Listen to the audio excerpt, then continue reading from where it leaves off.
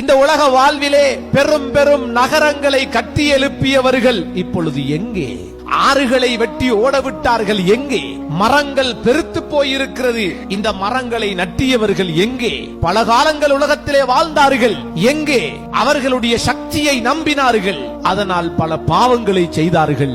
ஆனால் அவர்களுடைய முடிவு மண்ணறையாக மாறியிருக்கிறது. கண்ணியத்துக்குரியவர்களே, இந்த மண்ணறை அவர்களுடைய உடம்பை என்ன செய்துவிட்டது என்பதை நாம் சிந்திக்க வேண்டும். அங்கு உள்ள விஷஜந்துக்கள் அவருடைய உடம்போடு எப்படியெல்லாம் நடந்து கொள்கின்றது, இவைகளை நாம் சிந்திக்க வேண்டும். அவர்கள் பேசிக் கொண்டிருந்த நாவுகள் எங்கே? அவர்கள் பார்த்து கொண்டிருந்த கண்கள் எங்கே? நடந்து தெரிந்த கால்கள் எங்கே?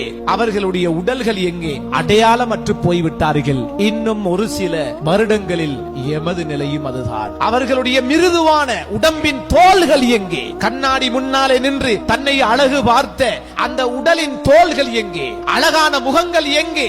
சாஃப்டான முகங்கள் எங்கே? புழுக்கள் அவர்களை என்ன பாடுபடுத்தி கொண்டிருக்கிறது.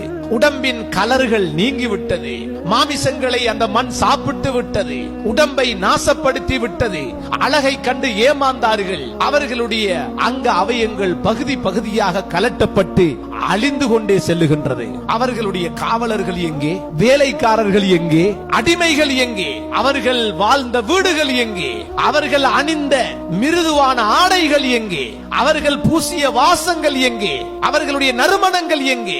அவர்கள் குளிர்காலத்துக்கு ஒரு ஆடை, உஷ்ண காலத்துக்கு இன்னொரு ஆடை எங்கே? அந்த ஆடைகள் எல்லாம் அவர்கள் மண்ணறையை சேர்ந்தார்கள். நன்மை செய்துவிட்டு சென்றவர்களுக்கு அல்லாஹ் அந்த மண்ணறையை விரித்து விசாலப்படுத்தி சொர்க்க பூமியாக மாற்றி கொடுத்தான். பாவங்களில் வாழ்ந்து மரணித்தவர்களுக்கு அந்த கபர் அவர்களை இன்னும் நெருக்கி இறுக்கி அவர்களை தண்டித்துக் கொண்டே இருக்கிறது. வெளியில் பார்க்கும் போது வெறும் மண்ணுதான் கபருக்கு மேலே இருக்கிறது, ஆனால் உள்ளே புழு பூச்சிகளும் விஷஜந்துக்களும். வெளியில் பார்க்கின்ற போது அழகான ஒரு வடிவத்திலே அந்த மண்ணறை இருக்கின்றது, ஆனால் உள்ளே அந்த மண்ணறை செய்கின்ற வேலை என்ன? எம்மை அழித்து அசிங்கப்படுத்தி நாசமாக்கி அடியோடு இந்த உடம்பை இல்லாமலாக்குகின்ற முயற்சி தான் அங்கே நடைபெற்றுக் கொண்டிருக்கிறது. கபரை ஒரு மனிதன் பார்த்தால் வேறு எந்த பயானும் அவருக்கு தேவையில்லை. கபரை பார்த்தா போதும், பயான் தேவையில்லை. எனவே உலகத்தை கட்டி ஆண்டு கொண்டிருப்பவர்கள் எப்பொழுதும் நினைவில் வைக்க வேண்டும், இது அழிவை நோக்கி எங்களுடைய முயற்சிகள் சென்று கொண்டிருக்கிறது. எதையெல்லாம் மாடி மாடியாக கட்டுகின்றோமோ இவைகள் எல்லாம் நமக்கல்ல, இன்னும் ஒரு சமூகம் அதனை அனுபவிப்பார்கள். ஆனால் ஆகிரம் எமக்கு நிரந்தரமானது. அங்கே எத்தனை வீடுகளை கட்டியுள்ளீர்கள், அங்கே எத்தனை மாளிகைகளை வாங்கி போட்டுள்ளீர்கள், அங்கே எத்தனை காணிகளை நீங்கள் சொந்தமாக்கி கொண்டீர்கள் என்பதை தான் இந்த உலகத்திலிருந்து நாம் சிந்திக்க வேண்டும். கண்ணியத்துக்குரியவர்களே, நமது நன்மைகளையும் நமது தீமைகளையும் ஒன்று திரட்டுகின்ற ஒரு களஞ்சிய சாலைதான் அந்த மண்ணறையாக இருக்கிறது. செய்த நன்மைகளை கபர்களில் சேர்த்து வைக்கப்பட்டிருக்கும். உலகத்தில் செய்த பாவங்கள் அந்த மண்ணறைகளிலே குவிந்து போயிருக்கும். எனவே நம்முடைய ஸ்டோர், எங்கட சாமான்களை சேர்த்து வைக்கிற ஒரு களஞ்சிய சாலையை போன்றுதான் மண்ணறைகள் நமது அமல்களை பார்க்கின்ற ஒரு முக்கிய இடமாக இருக்கின்றது. கண்ணியத்துக்குரியவர்களே, ஒரு மனிதனை கபரிலே கொண்டு போய் வைத்த பின்னால் அந்த மண்ணறை இந்த மனிதனோடு பேசும், மனிதனோடு பேசும். உன்னுடைய பிள்ளைகள், உன்னுடைய நண்பர்கள் உன்னை கபரிலே கொண்டு போய் வைத்த பின்னால் பலகையை வைத்தார்கள், மண்ணை போட்டார்கள்.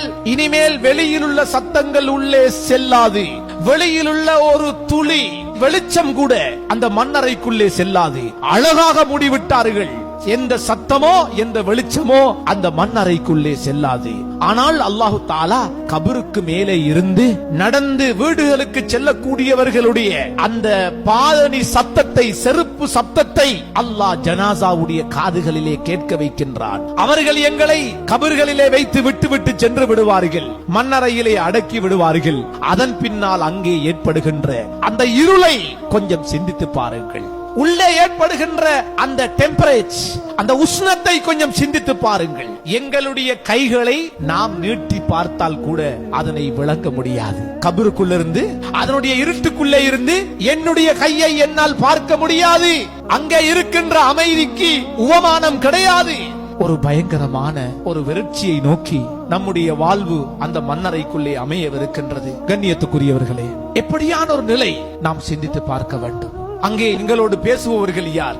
சாலிகான மனிதராக இருந்தால் அந்த கபர் சொல்லும் என்னுடைய முதுகுக்கு மேலே நடந்து திரிந்தவர்களிலே நீ நல்லவனாக இருந்தாய், இறைவனை மதித்தாய், ரசூலை மதித்தாய், குர்ஆனை மதித்தாய், நல்ல அமல்களை செய்தாய். எனவே இப்பொழுது எனது வயிற்றுக்குள்ளே நீ வந்து விட்டாய்.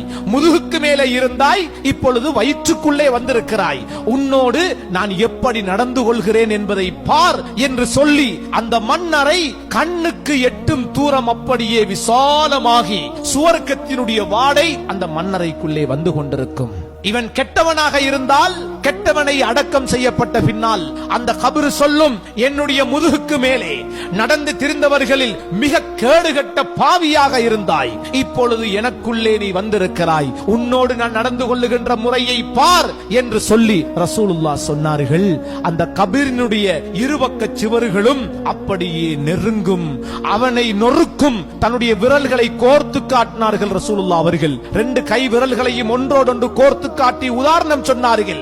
அவனுடைய 2 விலா எலும்புகளும் கை விரல்களை போன்று ஒன்றோடொன்று கோர்க்கும் அளவுக்கு அவனை நெருக்கும் என்று ஸல்லல்லாஹு அலைஹி வஸல்லம் அவர்கள் சொன்னார்கள்.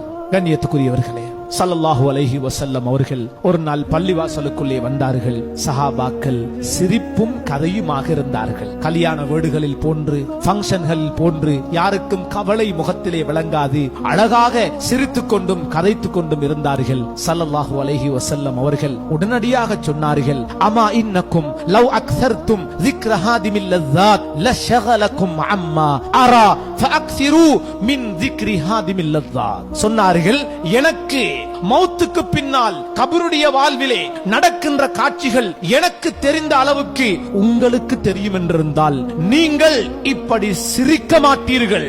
மன்னரை வாழ்வை சரியாக புரிந்தால் உங்களுக்கு உலகத்திலே சிரிக்க வாய்ப்பு கிடைக்காது.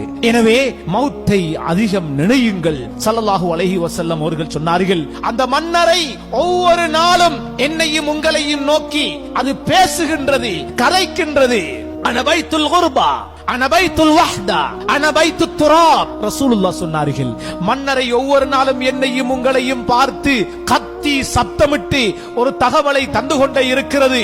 எனக்குள்ளே நீ வரவிருக்கிறாய், ஆனால் அங்கு உன்னோடு யாருக்கும் வர முடியாது. நீ தனித்துத்தான் வர வேண்டும், தனிமையில் தான் இருக்க வேண்டும். இது